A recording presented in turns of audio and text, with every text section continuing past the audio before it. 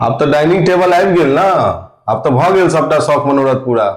अब तो खाना समय पर दियो, कनी बना के आनू कोनो नीक चीज सब जे शुरू करी। अरे की समय पर अहाँ के हम खाना दिए, की मैसेज एले कंपनी से जे हम सब अखनी टेबल यूजे नहीं कर सकै छियै। ओ कंपनी से ककरो पठेते कोनो इंजीनियर के, ओ आबि के एकरा सेट करते, एकर रूल रेगुलेशन बतेते और किदन मारते की कहाँ लिखने छै, तकर बाद एकरा यूज कर सकै छियै। अब एहि में कोन इंजीनियर हेतै, की मैसेज टेबल सेट करे में की अथी छै प्रॉब्लम, ई कंपनी वाला सब के की छै, की मैसेज आयल या किछ त की मैसेज आयल छै, कॉल क के देखियो, लाओ लिए नंबर छै अपने, देखियो कॉल क के की छै।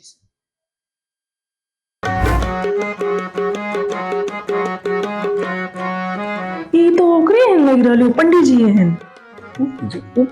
अब इंजीनियर बन गेले ओ। 602 वही सब कॉल करने रहिए। लेकिन मतलब फिर इंजीनियर बन गेलिए और एत हमरा सब लग आबि गेलिए फिर। अच्छा छोड़ू, अब तो अहाँ सबके कोनो जरूरत नहीं इस कंपनी की, ककरो अहाँ सब अपने कॉल में विद्वान आदमी छी। ठीक छै, तो हम निकले छी, भाभी जी प्रणाम।